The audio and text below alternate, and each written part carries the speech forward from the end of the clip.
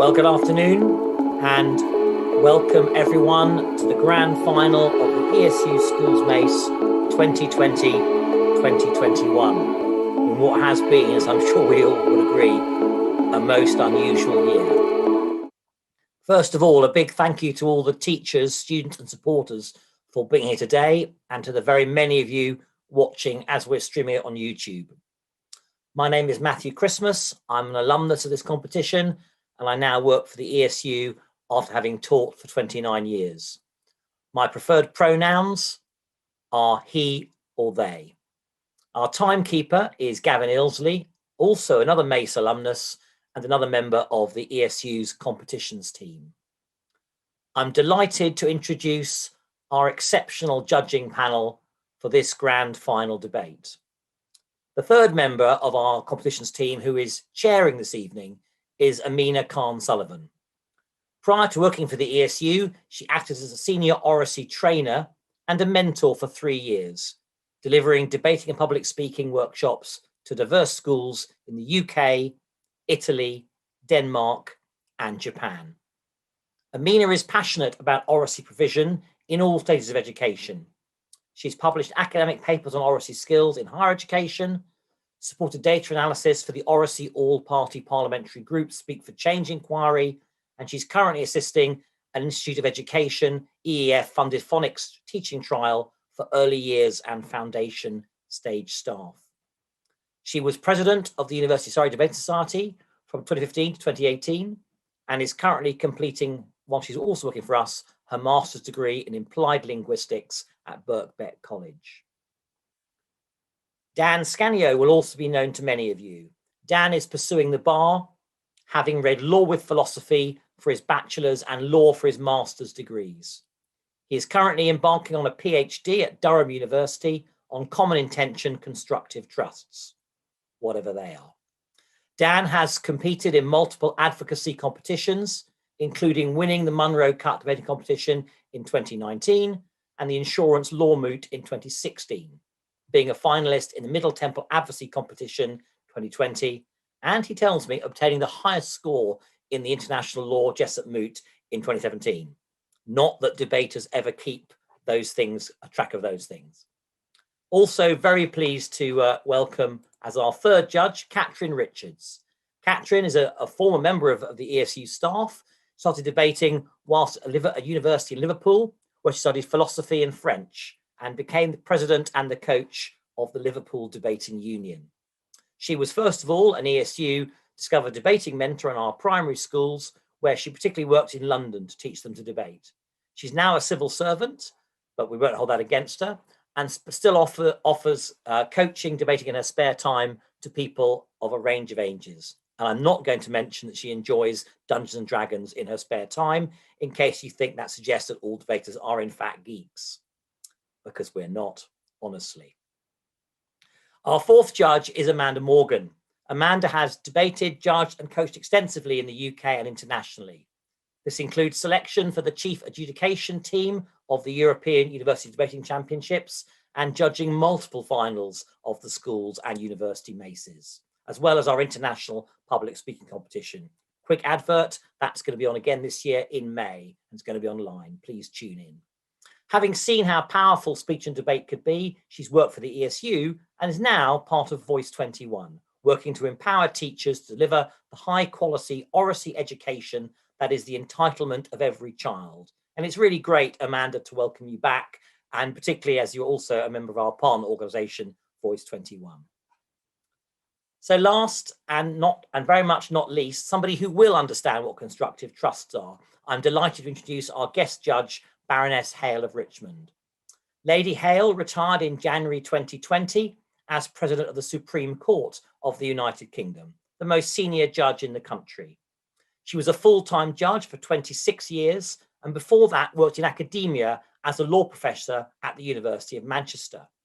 And her career path has thus been a little unconventional, as well as groundbreaking, smashing through various glass ceilings. Throughout her distinguished career, although no supporter of positive discrimination, Brenda Hale has been an outspoken supporter of gender equality and diversity in the legal profession. She's also continued that great legal tradition and debating tradition of speaking truth to power. She'll be speaking to us all a bit later. And I think I can say on behalf of all those watching, we're very disappointed, Lady Hale, that you're not wearing one of your famous brooches.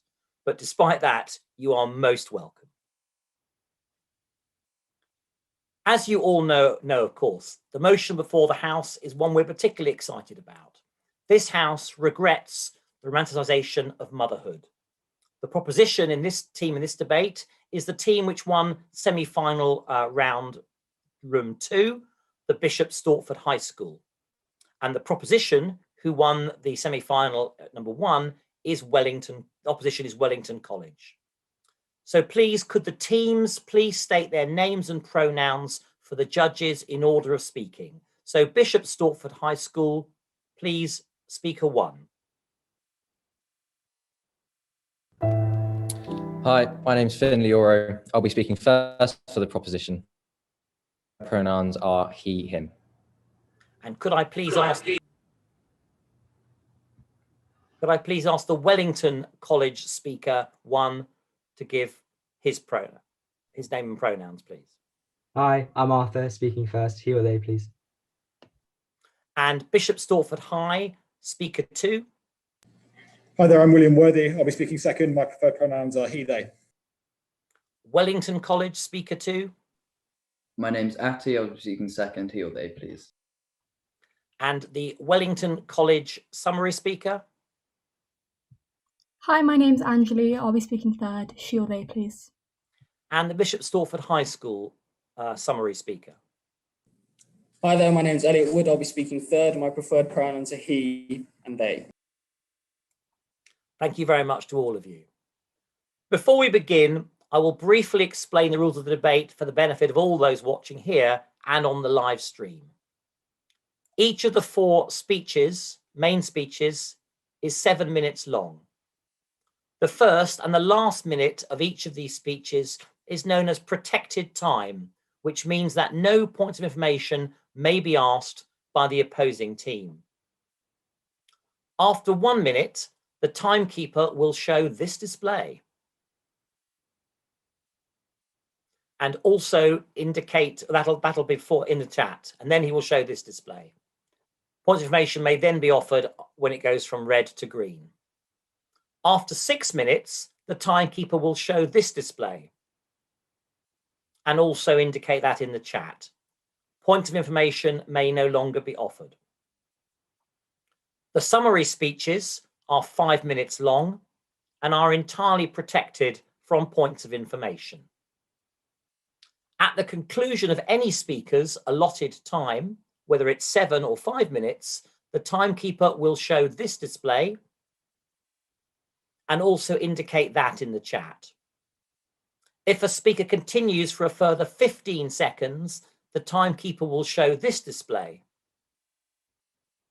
and also indicate it in the chat. And the speaker should by then certainly draw remarks to a close. During the floor debate, there'll be questions from the floor. They'll be chaired by me, but they'll only be answered in the summary speeches by the 2 summary speakers.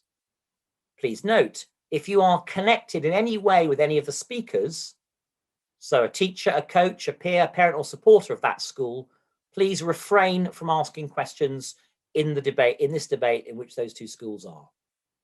Can I also ask that you keep your camera off if you're not involved in the debate and your microphone muted for the duration of that debate, except when you are speaking. I'm aware that both Bishop Stortford High School and Wellington College are happy to have their point of information offered verbally. Is that correct? Sorry, do you mind? Actually, in my speech, they're offered through the chat. That's fine. Atty, if you'd like them offered through the chat, you're the second opposition speaker. That is fine. Please do it, and the same for you, Arthur. But if you're not being heard, you need to obviously speak verbally.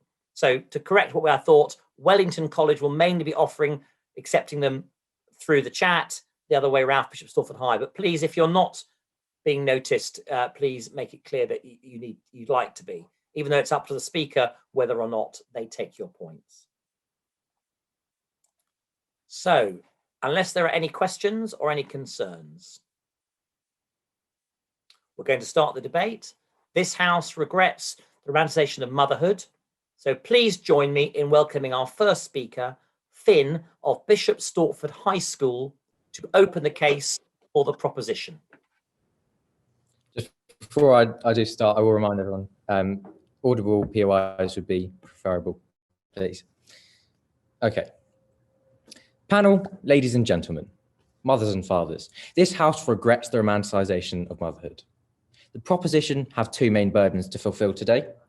I'm going to begin by shining a light on the romanticisation of motherhood, how we see this today in the ever mutating way it progresses with time. I will then prove why this is regrettable.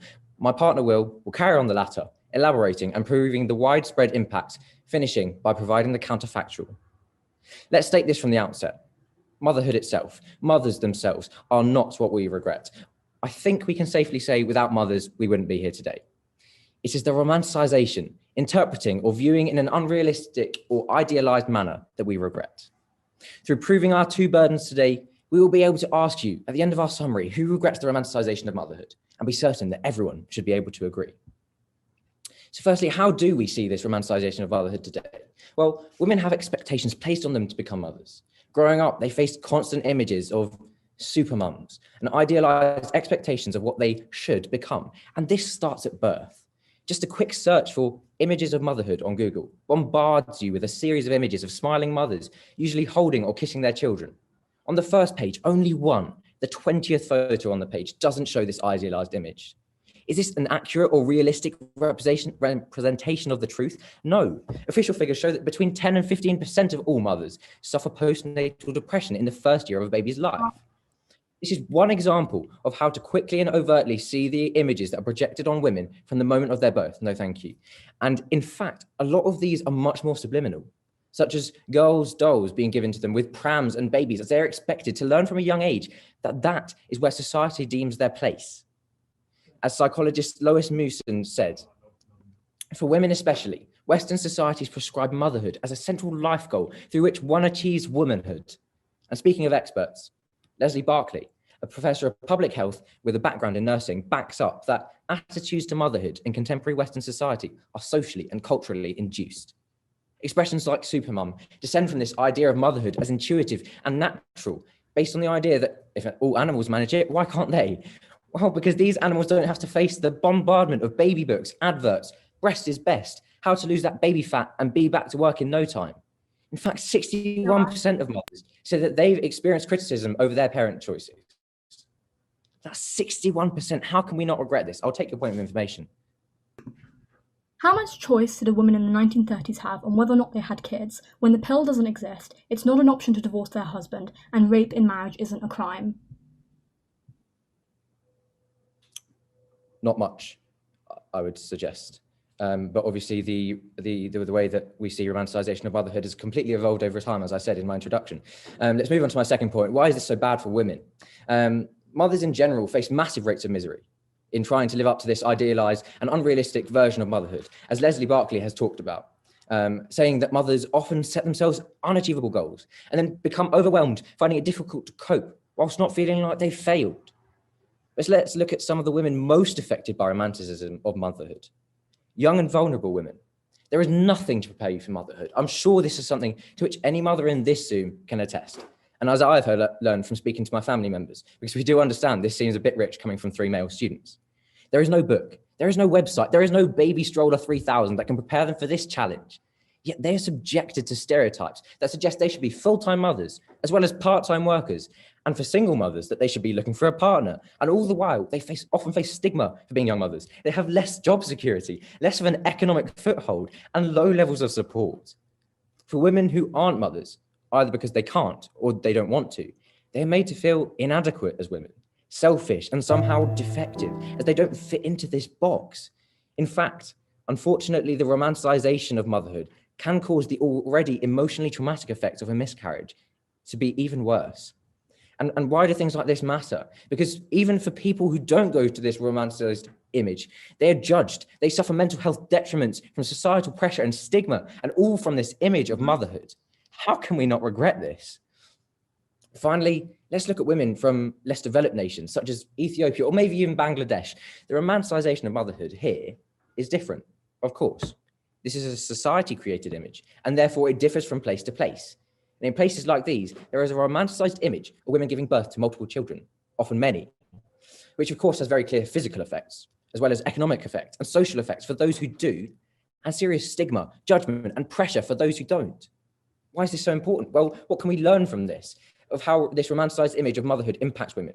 For both those who choose to fit into that expectation and those who don't, they face enormous social, economic, and mental pressure. It's bad for both sides of the stakeholders involved. And if you cannot agree with the regret of romanticization of motherhood, you're not agreeing that these women, no thank you, most marginalized by this romanticized image of motherhood are not one of the most important factors of this debate, which they are.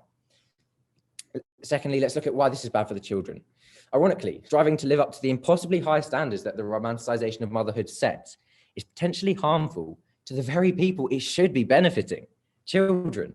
We all know you can't give your best if you feel like a failure. Mothers can come to resent their child for causing her to fall short of expectations. In extreme cases, this can cause harm to the child. And we are not saying this is all mums or even most, but extreme cases represent that there is a culture of less extreme cases that are just as and still very problematic. The outcome is, so the opposition can try to pull the wool over your eyes with benefits of a strong child-mother relationship. And of course, this makes you a more emotional being later in life, potentially. But when there is such great pressure to have this idealized relationship as a mother, it's so much more difficult to do. Let's look at how kids will view this romanticized image of motherhood too. They have this image given to them of how their mums must be perfect, always there for them. They see their friends' parents and how nice they can be, and this can only detriment their own relationship with their mother further. The pressure to have such a great relationship between a mother and her children actually surmounts so high it can cause the opposite to happen and actually hurt those who this romanticized image of motherhood is actually meant to give favor to. Ironically, therefore, even for its own idealized purpose, the romanticization of motherhood fails itself. So, in conclusion, there is no doubting that the romanticization, the idealized and unrealistic image of motherhood perpetuates our modern society. And who does it harm? I'll show you how it harms women in general, and specifically those most marginalized by it, including young and vulnerable mothers, single mothers, and so on, but also the children, the only people it's possible to say this unrealistic and frankly preposterous image could ever benefit. The question at the end of my speech is, do you regret women and children, the most vulnerable women in particular, being cast to the side? Thank you very much, and vote proposition.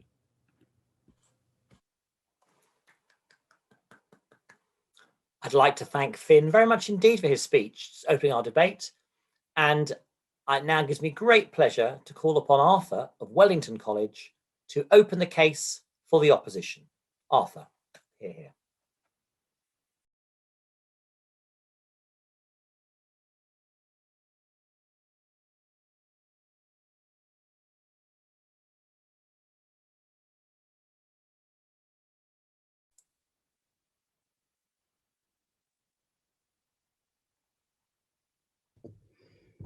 Cool. Can everyone hear me? It's fine.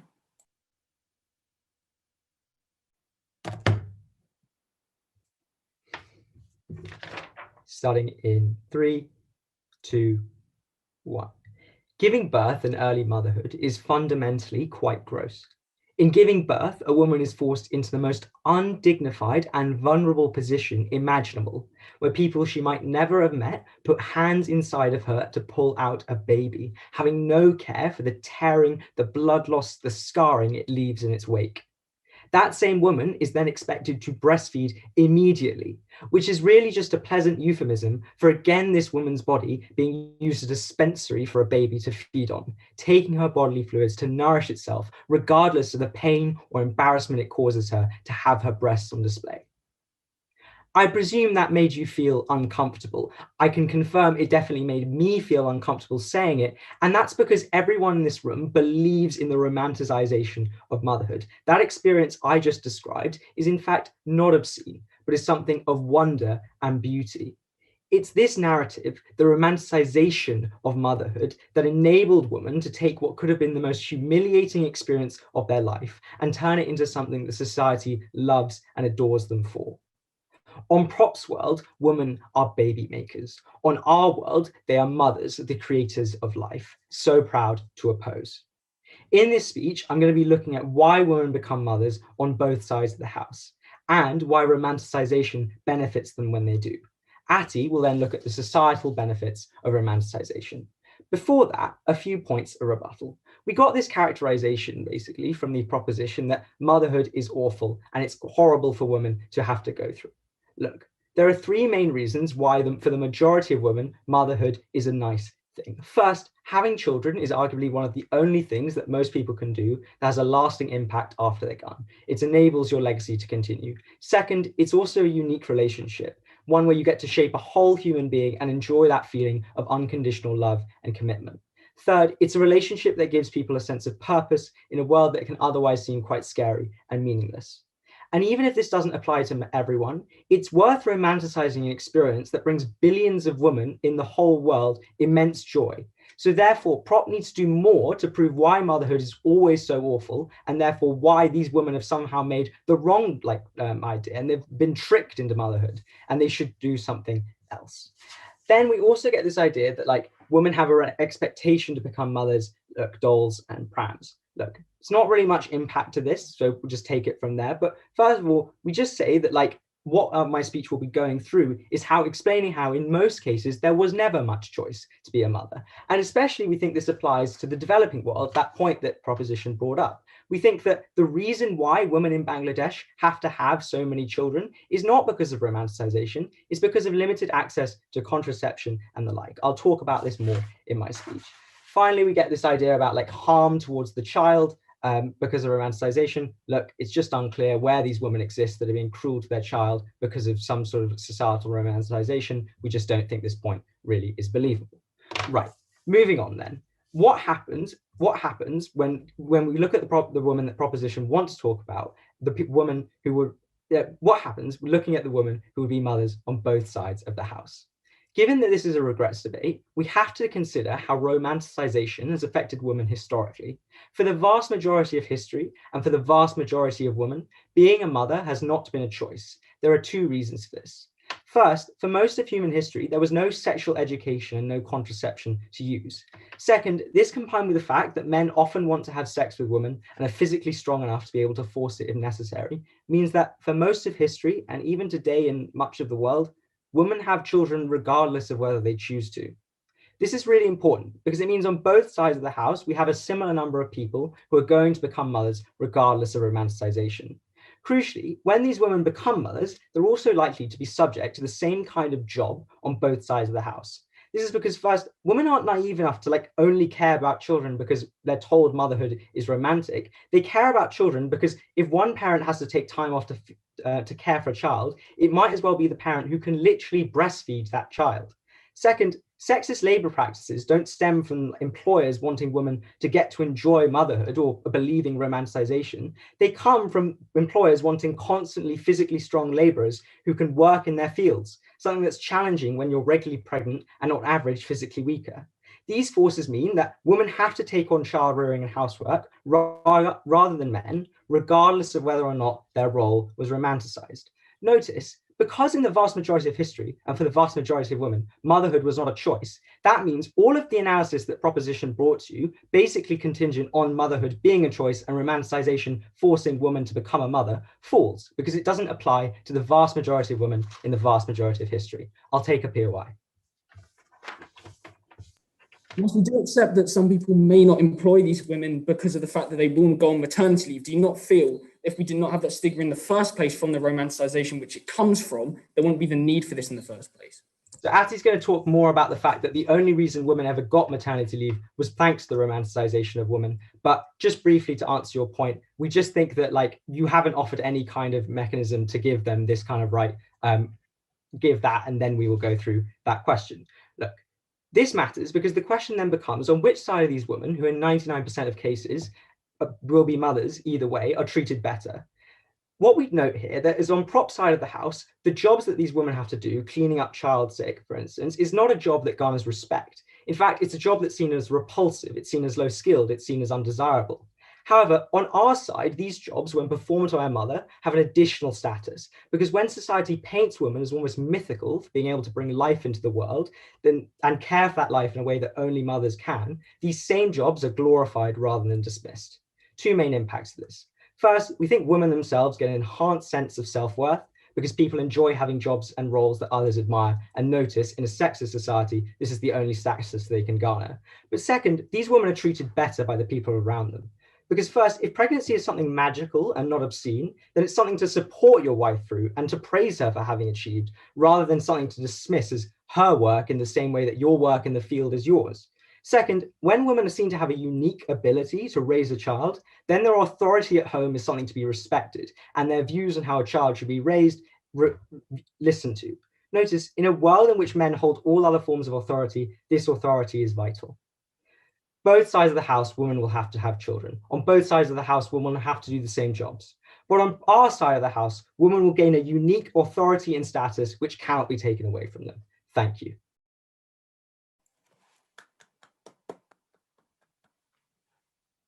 I thank Arthur very much indeed for his speech. And we now move to our second speakers. And I'd like to welcome the second speaker for the proposition, Will, who will continue their case. No. Apologies, just finding my notes. There we go.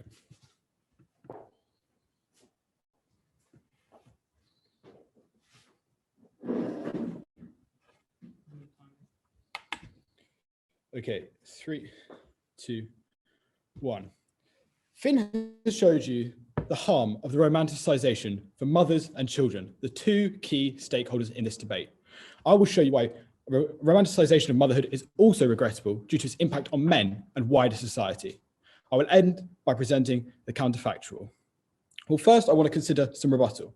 We were treated to a visceral recount of birth by the first speaker, and we believe it's important on this side of the house to recognise these gritty realities in order to normalise the struggle mothers go through at this tough early period in the child's life.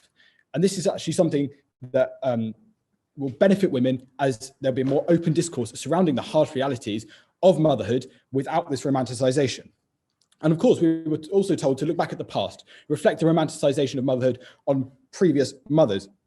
And this is fundamentally where our regret comes into it, because we believe without this romanticisation in the past, these women wouldn't have had to have struggled with the problems outlined by Finn, and there would have been an open discourse and a supportive society to help them.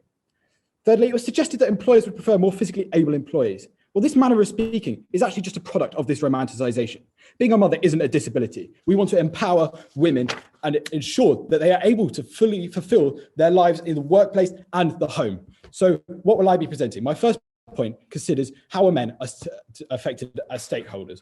There's a twofold argument here. First, we need to consider the role of men as a breadwinner for the family, and secondly, their ability to act as a parent for the child.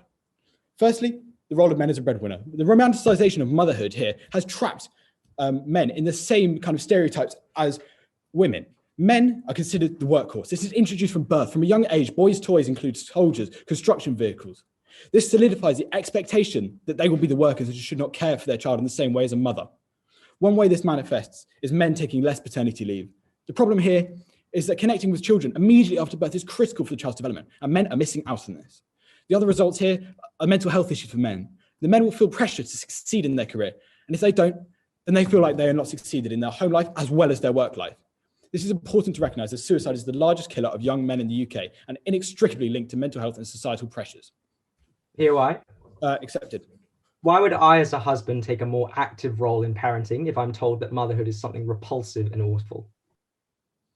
Because you would, if motherhood is something repulsive and awful, I would hope that you would want to support your wife through the process, and that is something that can come with a more real view of motherhood.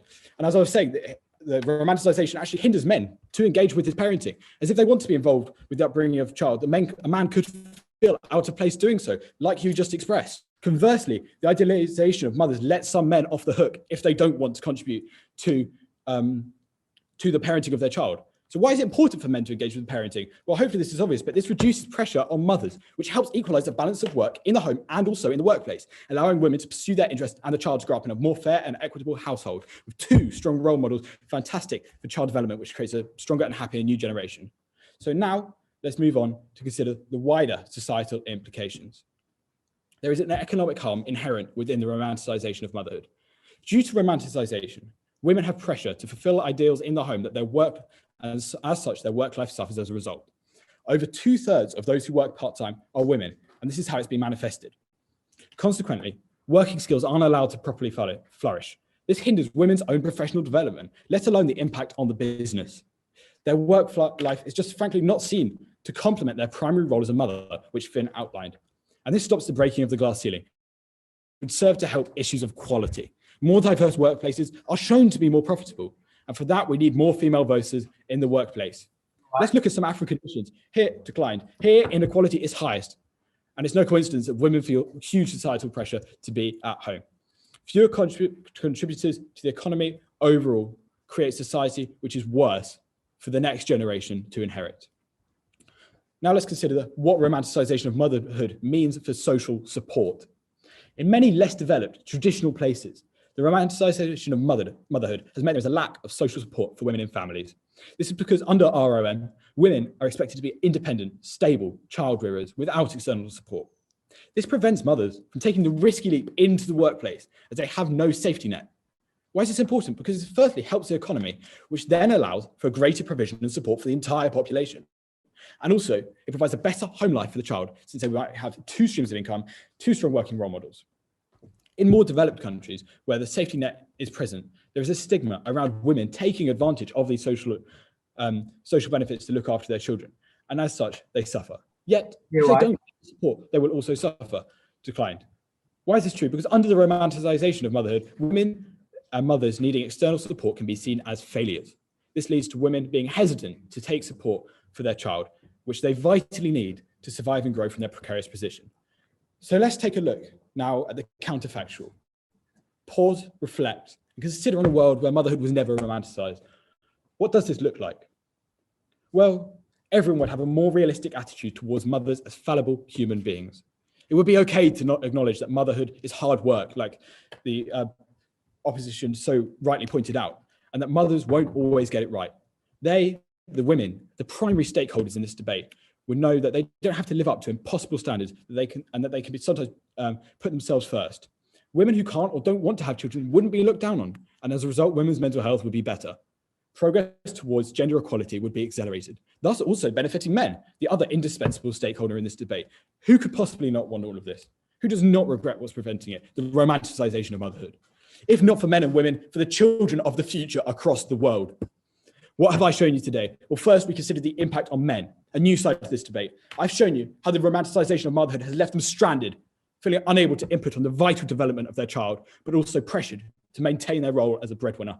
We've also considered the wider impact on society, the economic implications of women not being able to fulfill their potential in the workplace, and how women are made to feel helpless and unable to access social support. Finally, let's imagine a world without romanticization, an equitable, prosperous world.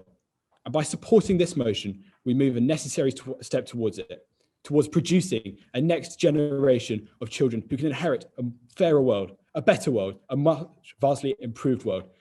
And I hope you can join me in striving for that. Thank you, and I beg you to propose the motion.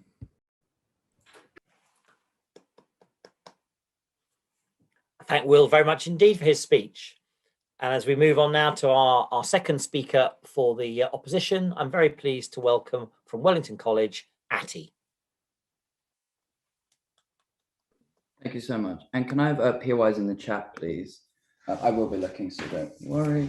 And is it okay if I stand up? Can the camera still see? Is that all good? Sorry.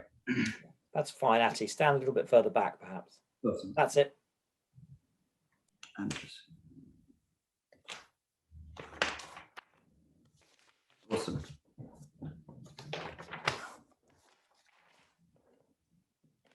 Starting in 3, 2, 1. 2 points in this speech: how romanticization of motherhood has improved the political and economic rights of women, both looking in the past, because this is a regrets motion, and looking into the future.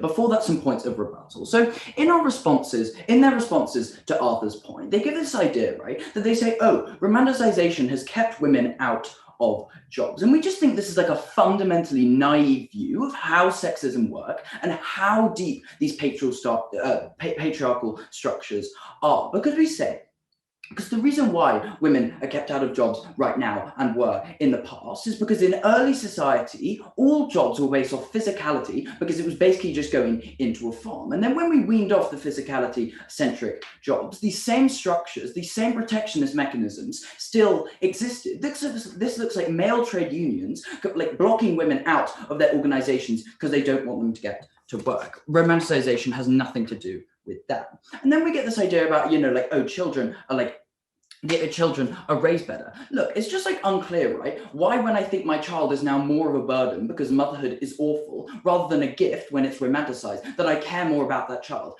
If anything, you think you care less for that child. And then they give this idea about the impact on men, right? And they help out at the home. Again, we just think it's just like fundamentally naive of like human nature, right? Because when motherhood is romanticized, helping a kid is great, right? So I'm a man. Oh, I really want to get involved. So it's unclear why, when motherhood is no longer romanticized and it's just like this gross, tedious, like boresome chore, that suddenly those men are suddenly going to go, oh, I really want to get involved. Please let me. But we get this response to our POI. They say, oh, well, I want to support them right through these hard things. Again, this is fundamentally naive of how sexist society used to be and still is. Men basically get to do what they want because they control the finances. They can control themselves as autonomous people. They're not going to want to do anything that like hurts their status or something that's just like fundamentally not fun. We get this idea then about how like the economic impacts of women, right? And they say, like, oh, now women are like flooding to the workplace. They're getting all these career options and stuff like that. Arthur's very clear to you that women never had the choice in history to either have a child or not have a child. That was at the whim of the powerful men in that family. That is an unfortunate fact of history. They completely deny it. We accept it and we work around it. Okay. So like that's just number one, right? This is a regrets motion. It's incredibly important to deal with those people. But secondly, what about this minority of women who do in fact have a choice under the status quo? I know, thank you with the POIs. Under status quo, who do have a choice whether they have that child or not. We say, and I'll talk about this in my substantive, that we provide the option to do both, right? To like either have a child and have a career, whereas they just like see motherhood as like a full-time occupation. I'll expand more of that into my point. Before that, I'll take a point of information. Do you not feel that even if women didn't have the choice to have children, that men still could have got involved and helped them in this process to make it far more enjoyable and acceptable? Oh, because absolutely. I think they were fully able to do that. It's whether they wanted to do that. And it's weird, right? Like, because you seem to assume that like men really want to get stuck in at home, despite them not doing it now and then not doing it in all of human history. We think it's just fundamentally naive, and it's just like misunderstanding how sexist society is. On to my point of substantive. We say that the romanticization of motherhood improves political and economic rights. First, let's look at the past. Women are traditionally excluded from political and economic spheres. I already dealt with this, right? When I told you how early society work was based off physicality, and even when physicality became less important, those same structures existed. And notice this translates into women not being in political spheres, because basically to be in that political sphere, you needed to have a job. You need to have some kind of wealth in order to get involved with it. How does economically it improve with the romanticization? We say that the only jobs where women outstaff men under the status quo are jobs connected to child rearing. Why? Because they're given unique competitive advantage over men by virtue of motherhood being romanticized. That's why nursing and teaching is dominated by women. Notice this is just a benefit in and of itself, because it gave them a career opportunity to actually go for, right, and pay the bills. But secondly, we say it provides a springboard for women to get other jobs in the future. Why? Because women are just seen as workers. They are seen going to offices and acting in professional workspaces. That's just good for society. And notice, crucially, that only romanticization of motherhood leads to this. because these jobs would be dominated by men because of the sexist structures that exist if it weren't for this unique authority that mothers and women were given over these types of things. Secondly, let's look at politically. We say women first gain political influence through their romanticized status as mothers. Women were listened to on like family issues, right? Even in deeply, deeply sexist societies. That's why the only UK government report to be written by a woman of the 200 post-World War II reconstruction reports was Eleanor Rathbone's on family allowances, a woman's, in quote, issue. So that's a good in of itself because it gave them more autonomy and more involvement in politics. But also the romanticization enabled women to penetrate other policy by using their position as mothers. That's why Mothers Against Guns is an incredibly powerful lobbying group in both the UK and the US, despite them being still very sexist societies and not having proper representation in Parliament, in the Senate, etc. Okay. Let's now move on to how we improve economic rights in the future. Prop tell you that women's careers will always be held back by motherhood. We say it is unacceptable for a society to make a woman choose between having a kid and having a career. Men don't have to make that choice, so women shouldn't have to either.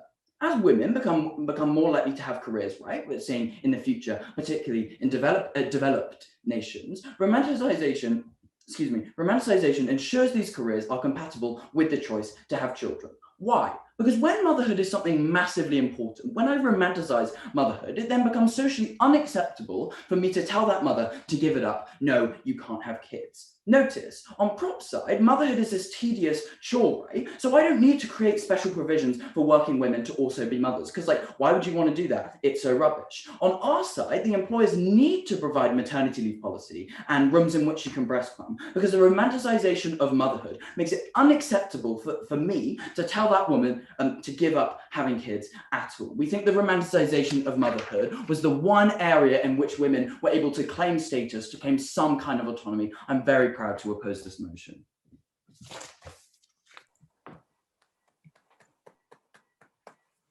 I thank Atty very much indeed for his speech. We're now going to move to a floor debate, and we would very much welcome points from the floor. When you make a point, please would you say if you're aiming it at one or other of the two teams, or unless it's a general point you wish to make. And I'll be aiming to have a balanced set of views, points, if that's possible. The best way to do that, please, is if you could use the one of the reactions, such as the thumbs up, that will be, or clap, or something like that, so that I can see you and identify you. So does anybody have any points that they would like to make?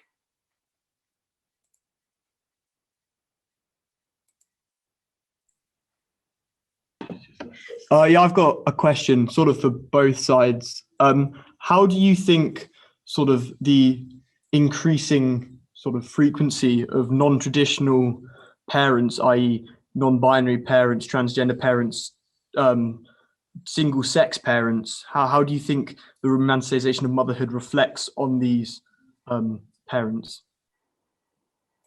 Thank you very much indeed. From Stanford School. Are there any other points, please? Either raise your hand. We would like some, it will really help us. Yes, from Morton School. We have one for the off and one for the prop, if that's okay. Could I ask you to speak up, please? It was very hard to hear that. We have one for the op and one for the prop, if that's all right. That's fine. For the proposition, how do you think the romanticisation of motherhood affects disabled children? And for the opposition, I was wondering whether they see how the romanticisation of motherhood can create a very normalised view as women being self-sacrificing and altruistic to the point of a loss of self, rather than actually causing women to be respected and empowered to take care of themselves. Thank you very much. We now have a question, I think, from Ewan. Hi, first of all, thank you to everybody so far for your speeches. It's been a very interesting debate. My point is aimed in general to both sides, and is, what do you think is the importance of having a loving and nurturing parent? If we look at children who have had an absence of a loving and nurturing parent, it's quite clear to see that can have quite an impact on future prospects, and this can link elements of socially deprived backgrounds, and how can we combat that? Can more support be offered to combat that? Thank you, Ewan. Do we have any more questions, please? Either use the raise hand icon, or yes, Isabel. Thank you very much indeed. Hi, this is kind of directed at both teams. It seems like the debate has been very focused on the economic benefits or downsides to the romanticization of motherhood. Are there any examples of this outside the realm of economics? So maybe psychologically or just personally? Thank you, Isabel.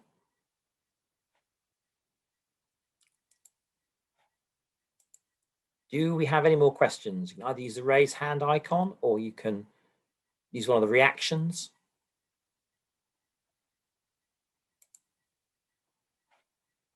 Yes, Jenny. Hello, I'm through Ewan's laptop because I don't have a microphone. Just wondered what you thought about the fact that apparently the UK is currently 28th out of 31 countries in terms of how good it is for raising a child. So I was wondering, this is really a question for both sides, what implications does that have really for either romanticising or not romanticising motherhood? Thanks.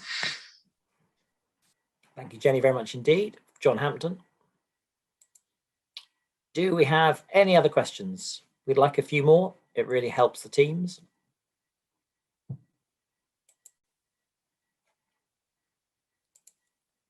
So that's going once.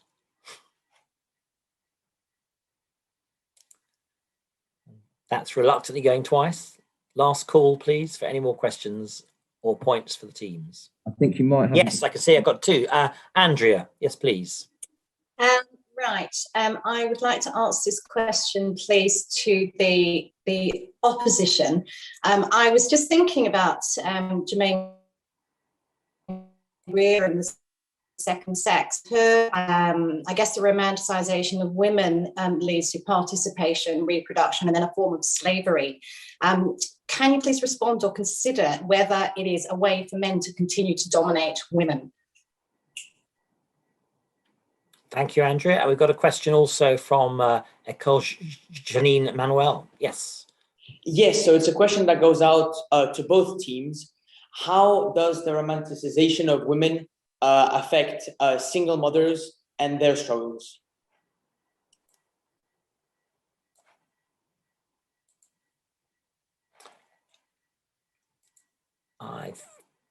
Last call for any questions.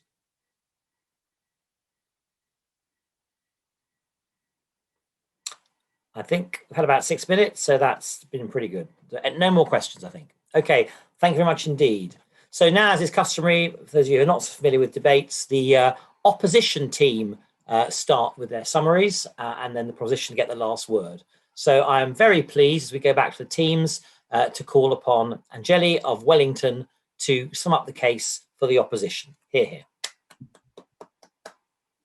Hi, can you hear me okay? Yes. Perfect. Starting my speech in 3, 2, 1. 1950s India was unfortunately a difficult place for women. Female literacy rates were 8.6% and child marriage was prevalent. Rape, dowry payments, and a lack of political representation were all everyday aspects of life. But despite this, the 1957 Indian film Mother India remains one of the most popular films of all time. It's a film that tells the story of a woman who works extraordinarily hard to protect children, who fights off male exploitation and poverty, and despite constant hardship in order to be viewed as a leader or mother of her village. What proposition can criticise this for showing strength through motherhood, rather than simply strength, Opposition recognises this as a false comparative. The truth is, in a society so determined to discriminate against women, motherhood is the one source of status that has remained theirs and that has allowed them to fight back. We've been consistent in proving to you that motherhood exists regardless of romanticisation on both sides of the bench. Given this, 3 key questions.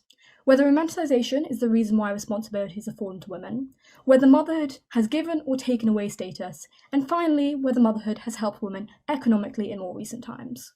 But firstly, in response to the question from the floor about first of all, in terms of the increasing frequency of non-traditional parents and whether or not romanticisation is encompassing of these parents, we think a couple of responses to this. We think firstly, we think things like adoption still allow people to become parents and still allow people to have this kind of narrative of motherhood. And we think romanticisation has still benefited so many and will still allow these kind of people to be benefited as well. And so now moving on to my first key clash on whether or not romanticisation is the reason why care and responsibilities have fallen to women. The bulk of first speaker and proposition speech was spent on telling us that the romanticisation of motherhood has created a baseline expectation for women to become mothers. They are told from a young age to become a mother when they grow up. Arthur was explicit in his speech that this was not the reason why women have had to become mothers. This was even conceded in the first prop speech because motherhood has rarely been a choice for women throughout history. We think that prop can't get away with telling us that this is the reason why responsibilities have fallen to women. Women in history have not had this choice to be able to choose between having children and going out and getting a job. We think there's lots of other reasons why these responsibilities have fallen to women. We think in the past, employers favoured labourers, the physicality of work meant that it was never dependent on the romanticisation of motherhood, but rather on what employers saw as desirable. We think those who also got pregnant were encouraged to stay at home due to needs such as breastfeeding, especially when milk formula wasn't even a thing. We had little response to this in their side of the house.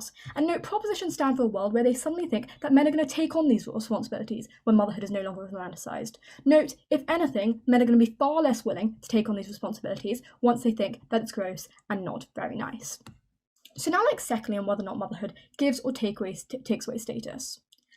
Proposition brought us this kind of idea that it creates a normalised view of women being self-sacrificing rather than respect. And this was a question that came up from the floor, and it was similar to another question we heard. We think Arthur's analysis as a whole kind of dealt with this kind of question in terms of the status that it brings. And I'll talk about this a little more. But we think in response to Arthur's speech in Proposition, we heard that it still forces women to become mothers and they're still forced to be in the home. We think Arthur proved in his speech why women have historically stayed at home and looked after children. But the key difference between Proposition and Opposition is now whether you're in the home without respect or at home doing this amazing mystical thing, which is granting you respect in other areas. We think that self-worth is essential when you live in a society that grants you little, and the reasons why, and then the reason why we kind of, and then we get this point on men that proposition bring you and how they suffer by not being able to have this motherhood status. We think the reason why we didn't bring up men as a stakeholder was because we recognise that they're the most privileged and the least vulnerable in this debate. We think they've had the choice, women have not had this same choice, and Atty dealt with all of this in his speech. So now thirdly and finally, on whether or not the romanticisation of motherhood harmed or helped women economically, including politically more recently. We think progress towards gender equality is far better under our side of the house. Proposition paint us this picture of a profitable and equitable world that is better for everyone. A fundamentally naive picture that does little to take into account the reality of what women have suffered in the past. Atty explained the unique political and economic benefits that we were brought by motherhood, and in response to one of the questions we heard on the floor, we think the substantive we brought has also encompassed these kind of political benefits. We think there are numerous significant jobs that are specifically relevant to women, and it's because of this they've been able to outcompete men in very specific areas of the workforce and politics. The comparative on prop side looks like women having to choose between a career and motherhood, and the motherhood has no longer looked as wonderful and fulfilling, and now looks like a chore or a task, giving women nothing as a result. So to conclude, we think Proposition have fundamentally misunderstood the depth of the patriarchy, because as soon as women find out that motherhood wasn't gay, they're suddenly able to go out, get a job, and live their best feminist lives. Opposition live in the much more frustrating and nonetheless real world. We live in a world where even if I think motherhood is average, it will still be me who has to take time out of the workforce while Atty and Arthur can still go on. It'll be me who has to take a break to go and find somewhere to breastfeed my child while Atty and Arthur don't even have to waste time worrying about it. The romanticisation doesn't entrench the patriarchy, it in fact gives women the respect for the work they do. So proud to propose. Thank you, Angeli, very much indeed for your summation. And it now gives me great pleasure to call Elliot from the Bishop Stortford High School to sum up for his team and for the proposition and the debate as a whole.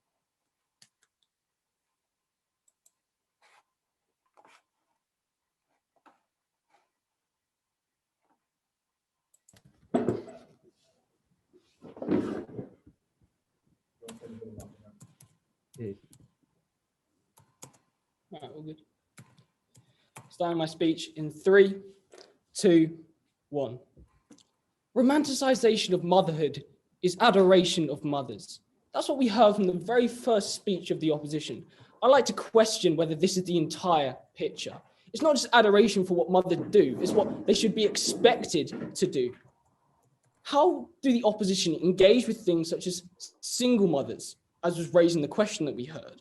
What about children in this debate? You know, they don't have the realistic expectation of what a mother should do and therefore feel disappointed when they don't.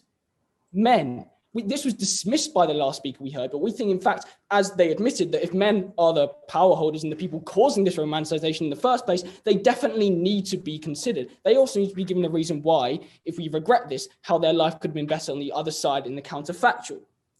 We need to adapt. And this is why I bring in the 3 points of clash in this debate. We have, what about the other stakeholders, fathers and children? Does society actually benefit if we regret this, if we didn't have this in the first place? And our mothers actually helped? Let me just be clear right from the start. We do not want to stop mothers being mothers. We accept that in the past they may not have had the choice whether they had a child or not. What we do say is if there wasn't the romanticization of motherhood in the first place, they wouldn't have experienced such the harms and detriments that come with that motherhood because of the way in which society has institutionalized this. So let's look at the other stakeholders, the fathers and the children who are ultimately important in this debate. Will pointed out the fathers would be less active in the role for their children because of the romanticization of motherhood, of mothers having to take in this figure. We had a question from Atty who said, well, why do men not want to get involved?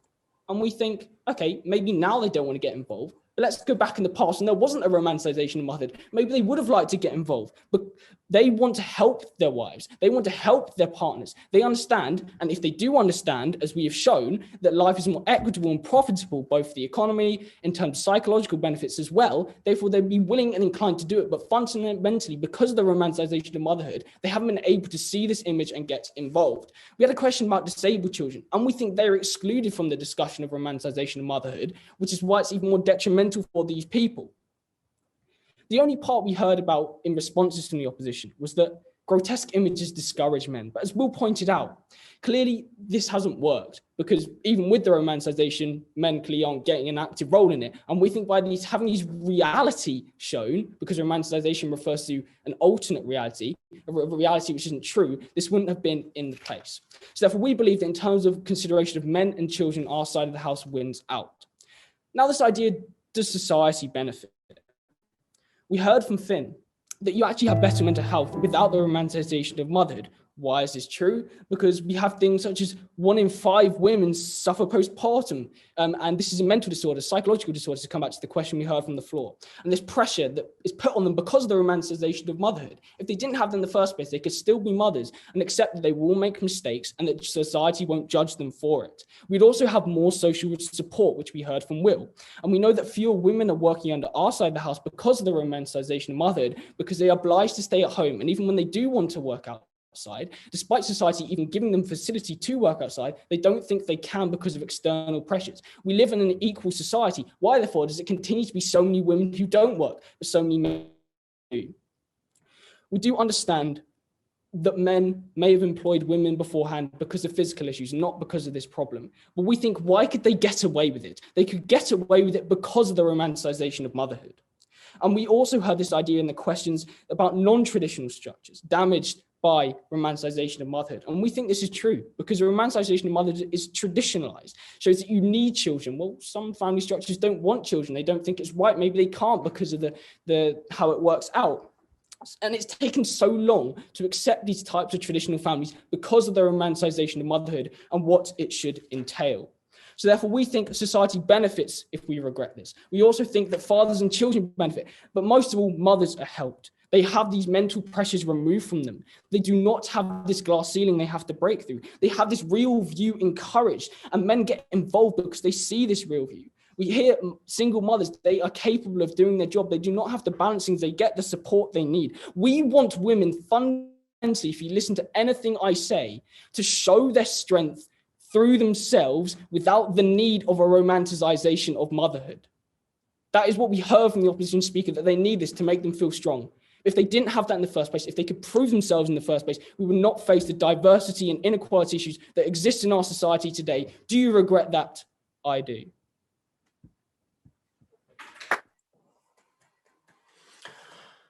I thank Elliot very much indeed for his summation. And in fact, I'd like to thank all the speakers for a most engaging debate. So to Finn, Will and Elliot from the Bishop Stortford High School in proposition, and to Arthur, Atty and Angeli from Wellington College in the opposition. Let's give them all a great round of applause and put lots of reactions in the chat.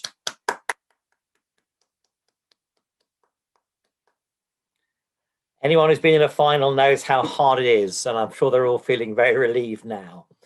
But we'll soon ruin that with the suspense of the verdict, of course. The judges are now going to retire to their breakout room for the verdict. Well, everyone, the judges have now returned, and I know that you're all looking forward to hearing the verdict. But of course, in great tradition of these competitions, we're going to keep you waiting for a little bit. This is not because we're mean torturers, although obviously I've missed my teaching when I had the chance to do that, obviously having been out of teaching for 3 years, but really delighted that we've managed to persuade Lady Hale to say a few words based on her experience of the courts, oracy, and that which we all love, debating. So Lady Hale, over to you. Well, thank you. And congratulations to everyone who's taken part in this afternoon's very stimulating debate, which I enjoyed a lot. But it was a fascinating contrast with a moot, which I judged for University College London the week before last. Now, a moot is a pretend argument on a point of law before an appellate court. And there are some similarities and some differences. The similarities are, of course, first and foremost, the importance of oral argument, a well-structured, clearly delivered argument towards a particular conclusion. And it is the task of that argument to persuade the decision maker. And so everything depends upon the strength and the quality of that argument and its presentation.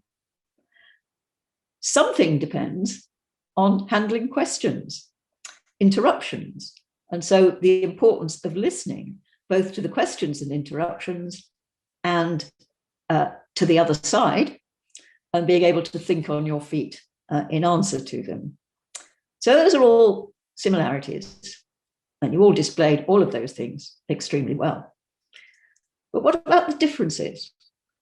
Well, in legal argument, you are persuading a judge or judges, not this house.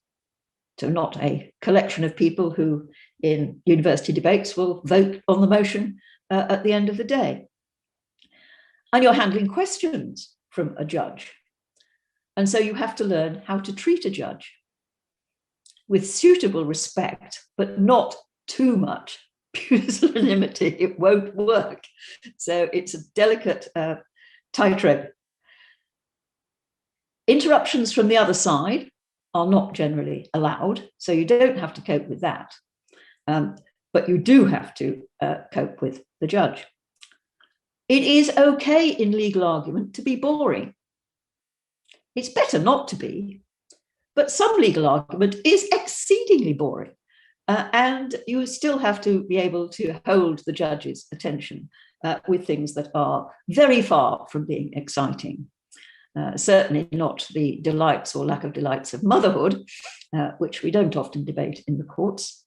And part of that is that in courts, rhetorical flourishes are not really encouraged.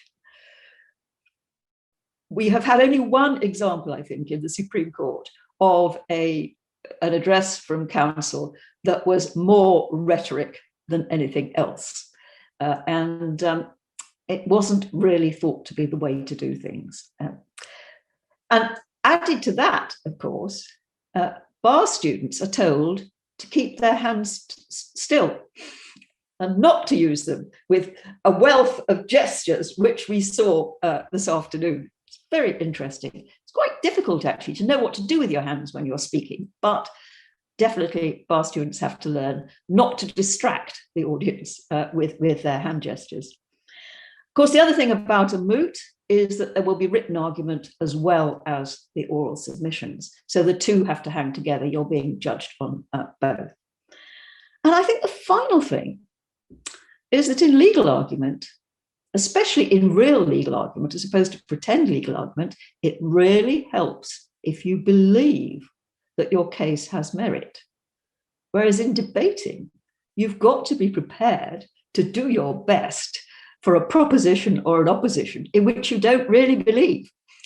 That's one of the reasons why I have never myself actually liked debating, although I love legal argument. So congratulations to all of you. You've given us a fascinating afternoon on an extremely good motion. I do have to congratulate whoever thought that one up. Excellent. So now I think it's time for you to learn what the judges have decided. Thank you. Thank you very much indeed, Lady Hale, for your insights. I'm sure a lot of people watching are thinking of a career in the law and in the bar as well. So that's extremely useful. I'm now very pleased to welcome my colleague, Amina Khan-Sullivan, who's going to give the verdict of the panel of judges with respect to feedback, general feedback, and then the results, of course. Amina. Lovely. Yes, just to keep it all in further suspense, as we all know, the Mace is marked against 4 key skill areas: reasoning and evidence, listening and response, expression and delivery, and organisation and prioritisation. Obviously, lots of people listening via the YouTube stream and Zoom. We are just going to offer a little bit of general feedback of what we noticed across all the debates, so that hopefully everyone takes away a learning point from participating or watching this debate. And then after that, I will offer the results. So each judge is going to offer a couple of comments across the 4 skill sets. I will begin by talking about organisation and prioritisation. So this aspect of the mark scheme is all about not only how a speech is structured, but also how a speaker is able to command and manage their own thoughts, both preparing before the debate and sort of the thinking process going on in the debate. Something that we can say was true of all speakers is that you came at this with a really nice, clear introduction, main body, summary. There's excellent time management, of which is not easy on Zoom, especially when you've got POIs coming from multiple channels and it's a difficult format. And we could say the speeches performed on Zoom would have just as much standing and presence if we were in, as Matthew has, the lovely backdrop of Dartmouth House. So well done everyone there. What I would say going forward, and an aspect that could be developed in terms of organisation and prioritisation, is really making sure you're linking your points back to the motion, especially in terms of listening and response and rebuttal. We have lots of really interesting examples and considerations of different stakeholders across the debate. So that was women, men, children. We heard about non-traditional or non-nuclear family models from the audience questions. When considering those different stakeholders, really make sure you're maintaining relevance by linking what you say about those back to the core idea of the motion, which for here was this idea of motherhood. Lovely. I'll pass on to Amanda next to talk briefly about reasoning and evidence. What I wanted to offer some comments on, which hopefully will be of use to everybody watching, as well as both of you who are in the debate, is to comment on how it is that we handle, from a reasoning and evidence perspective, motions like this, which have 2, I think, tricks in them. The first one being that it's a regrets motion, always a clue for the experienced debater that some funny business is going to go on around the definition. And the second one being that it's got one of these kind of slippery concepts in romanticisation of motherhood, where you can't touch it, you can't look at it, you don't know exactly what it is. We've got to be really clear that we define it very clearly. I think often in debates, we're used to diving in headfirst with our harms and impacts. And I think in this particular debate, we saw a good example of teams who were well prepared with strong arguments. And so ultimately, when we're looking at reasoning and evidence and trying to divide the two teams, we're looking at how effectively those were deployed, who's made the best choices as to which arguments to bring to the table and where to spend their time. So here, I think the debate was won or lost in many respects on this question of setting the scene. So not necessarily the number of arguments or the strength of the arguments people bring, but how able that the teams were to define our slippery concepts, our romanticization of motherhood, and what it means to regret something in a debating context. And I think for everybody watching, what we can see is a good example of what it means to try, what it looks like when teams of this caliber are trying to keep their eye on those tricky concepts. In both cases, people spend a reasonable degree of time, I would say, talking to us about what romanticization of motherhood means and how it affects the various harms and impacts that they want to bring to the table. And I think for those of you who are trying to guess the call, one fun activity would be to look at who you think did that better, who was able to redeploy their time and their energy when they realized that this concept was up for grabs. What it means to romanticize motherhood became up for grabs and became something that teams needed to define. So happy guessing, and thank you both for a lovely debate. And now Dan will be offering comments on listening and response. So I'm going to talk about listening and response. So listening response is trying to listen to what the other side may say or are saying, and then directly responding and countering their points. It's listening response that makes a debate different from a public speech. A public speech, you just tell the audience something, whilst in a debate, you're trying to directly respond to something else. So again, as Amanda says, part of listening response actually, rather ironically, happens before the debate. You've got to prepare what the other side may say. And then when they say so, you can then directly respond with your arguments.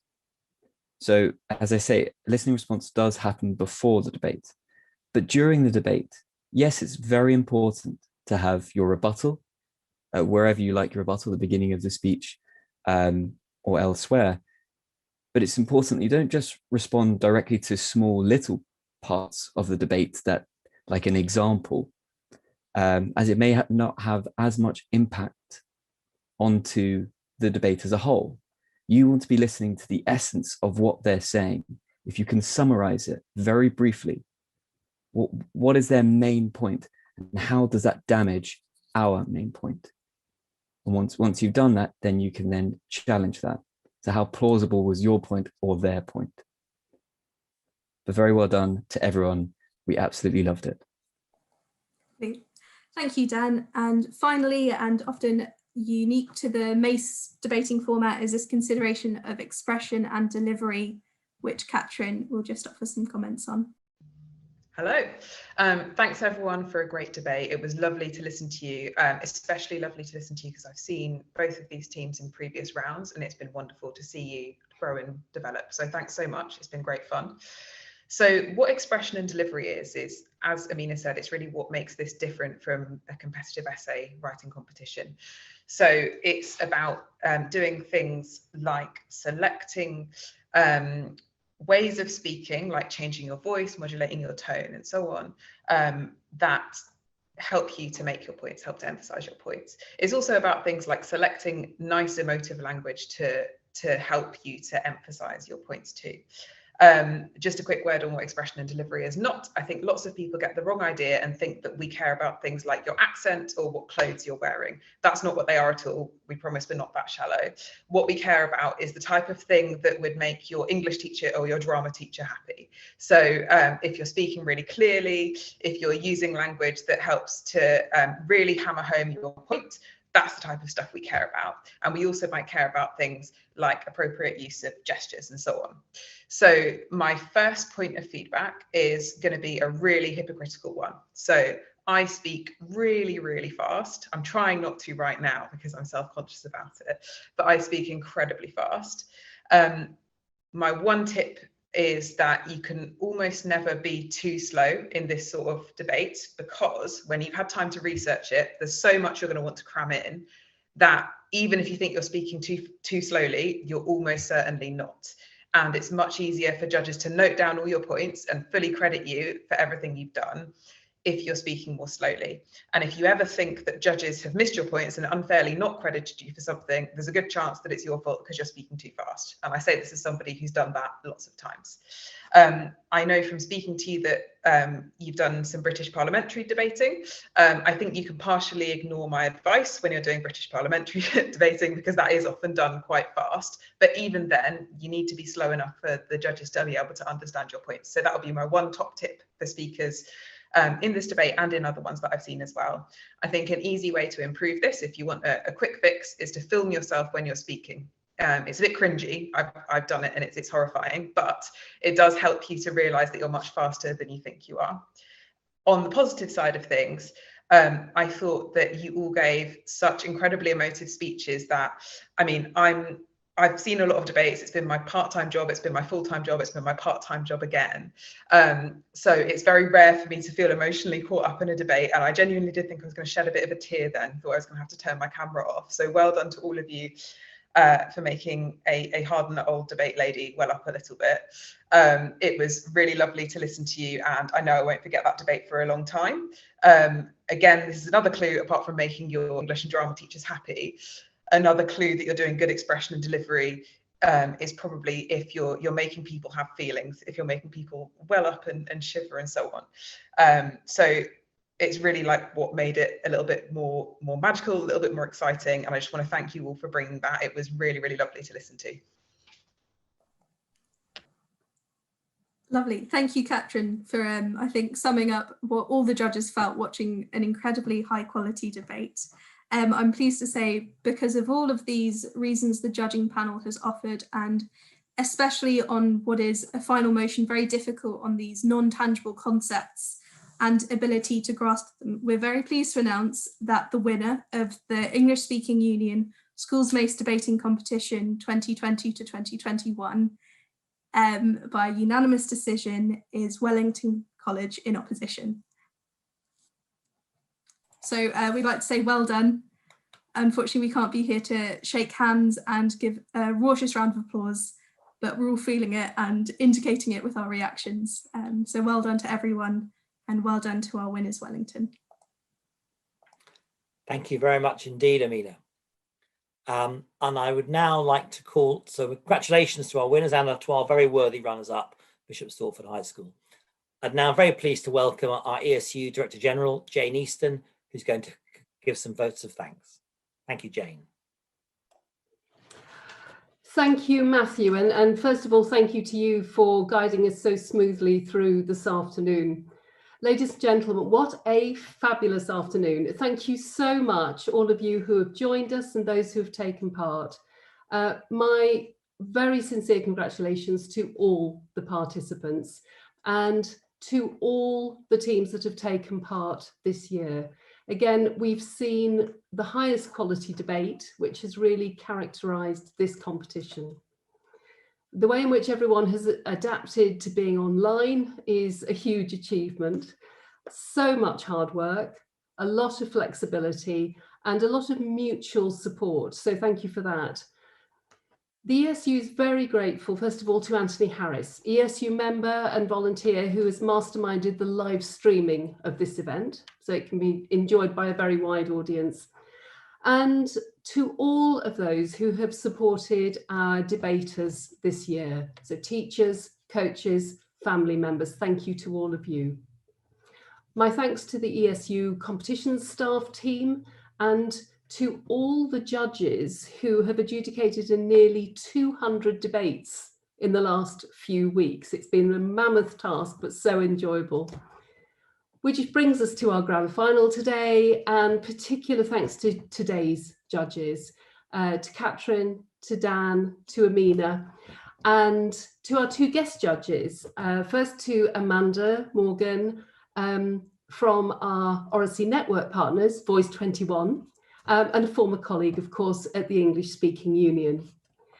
And of course, to Lady Hale, who continues her very generous support for the English Speaking Union, and particularly for the young people whom she and we all encourage to develop their debating skills. Oracy skills, as we've heard, support the ability to listen, to think critically, and to speak with knowledge and conviction, and to persuade, and ultimately to win over an audience, as we've seen today. So, Lady Hale, once again, our very sincere thanks to you, and thank you to everybody for attending.